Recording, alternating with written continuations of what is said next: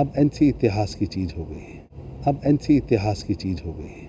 अब एनसी इतिहास की चीज़ हो गई है। बातचीत करने के लिए कहा है, क्या कहेंगे? और कहा है कि पाकिस्तान के साथ ऐसा है कि वो भी 80-90 के दशक में है, देश 2020 के दशक में है। फारूक अब्दुल्ला साहब, मैं उनकी आयु का ध्यान रखते हुए इतना ही कहूँगा, ये नरेंद्र मोदी का भारत है, ये जम्मू कश्मीर के नागरिकों से बात करेगा। फारूक अब्दुल्ला साहब, मैं उनकी आयु का ध्यान रखते हुए इतना ही कहूँगा, ये नरेंद्र मोदी का भारत है, ये जम्मू कश्मीर के नागरिकों से बात करेगा। मौजूद है सर, किस तरह से देखते हैं? कल डॉक्टर फारूक अब्दुल्ला की बात करें तो कहीं ना कहीं एक बार फिर से उन्होंने बीजेपी पे तंज कसा है और ना ही राजा गुलाब सिंह के बर्थडे की याद आई है। ऐसा है कि जम्मू कश्मीर की सियासत से, जम्मू कश्मीर की सियासत की नबज से फारूक अब्दुल्ला साहब का ध्यान हट चुका है।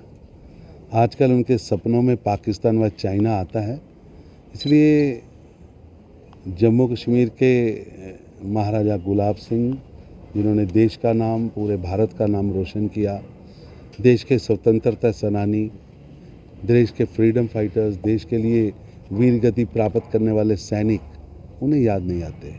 उन्हें आजकल आतंकवादी याद आते हैं। सर, डॉक्टर फारूक अब्दुल्ला साहब की बात करें, उन्होंने ये साफ तौर पे कहा कि देखिए, दो दिग्गज नेता तो गए हैं, लेकिन उससे नेशनल कॉन्फ्रेंस और भी उभर कर सामने आई है और भी स्ट्रांग हुई है, क्योंकि उन नेताओं की वजह से कहीं ना कहीं बाकी लीडर को बोलने का मौका नहीं मिलता। ऐसा है कि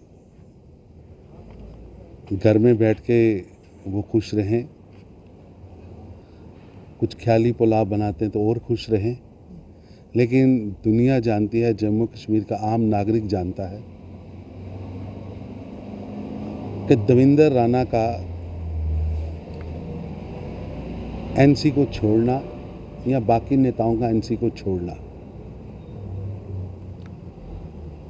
अब एनसी इतिहास की चीज़ हो गई है, लगातार टूट हो रही है। और मैं तो बहुत देर से कह रहा था कि डीडीसी चुनाव में किसी भी कैंडिडेट ने अब्दुल्ला खानदान की फोटो ही नहीं लगाई थी। अब अपना घर सिमट नहीं रहा है, आप दूसरों पर आरोप लगा रहे हैं। निश्चित रूप से जम्मू कश्मीर की जनता जो है, ये दोनों परिवारों के वंशवाद की और वंशवाद की बेला द्वारा लगातार जम्मू कश्मीर के आम नागरिकों को लूटने की जो ऐतिहासिक घटनाएं हैं, उनके कारण जनता अब उनका चेहरा भी नहीं देखती। बातचीत करने के लिए कहा है, क्या कहेंगे? और कहा है कि पाकिस्तान के साथ ऐसा है कि वो भी 80-90 के दशक में है, देश 2020 के दशक में है।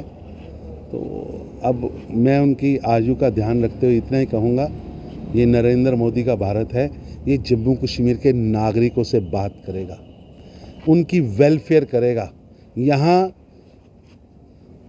विकास की गाथा लिखेगा, यहाँ के लोगों को अधिक अधिकार मिले हैं उसकी गाथा बढ़ाएगा।